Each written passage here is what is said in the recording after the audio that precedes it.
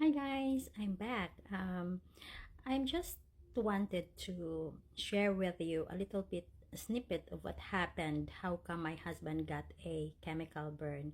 So I'm sharing you this photo.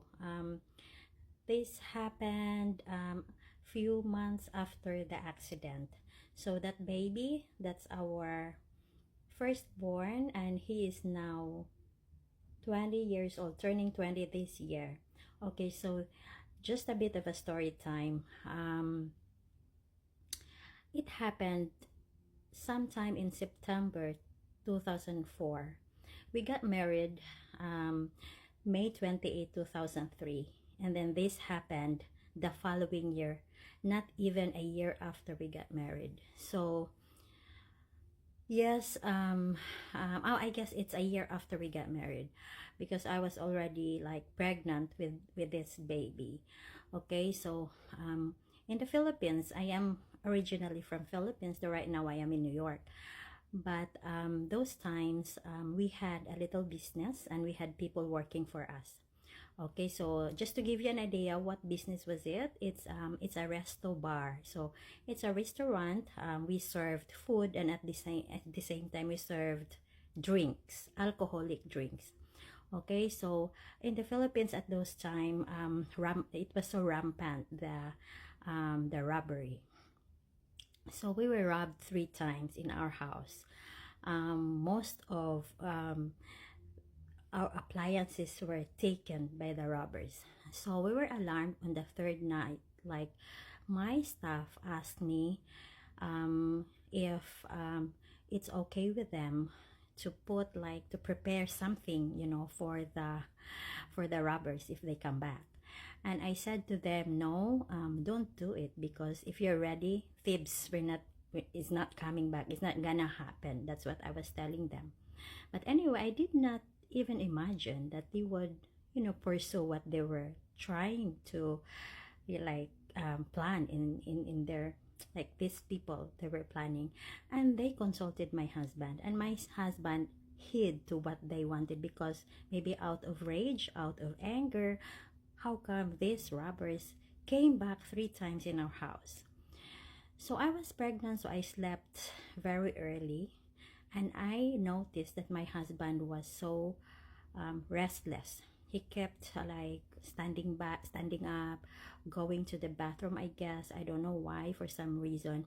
And then I fell asleep, and then one time I just heard a loud scream, and I really thought my husband, like, was dead. Someone killed my husband or whatever. So I was really panicking.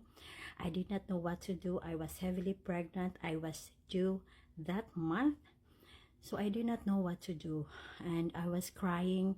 I crawled to the telephone, and I did not even know how to call the police. But then, to make the long story short, I was able to call the police. They went to our place, only to find out that it was a mistaken thing.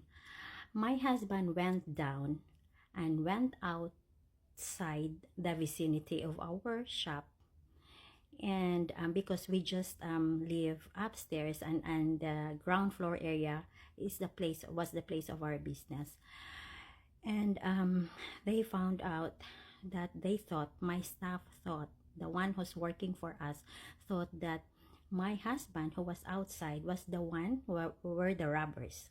So unknowingly, maybe they woke up, from those kind of thing, and they threw that chemical to my husband. And it was a very sad mistake. And yeah, the chemical they used, it's like an industrial declugger. I don't know if you are familiar about it, and it's a very strong declugger chemical that it really, like, it can dissolve anything, even the hairs. It can dissolve anything in just few minutes, and that's what has been, they sprinkled that to my husband. And the sad thing was, it was put on my husband's face.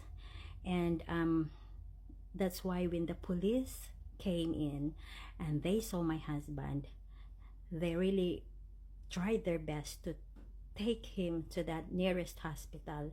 And when he arrived at the hospital, the like the black thing, the black pupil, I don't know how do you call that in our eyes, it's already like, it feels like it's all white, no more black. And that's what happened to him. And I did not know anything what happened downstairs, because they like protected me from knowing anything. My in-laws were there, they tried to protect me to, you know, how would I react with this kind of thing. And that's what happened, guys. And if you want part 2, I'll give you the part 2. Thank you, guys. Bye for now.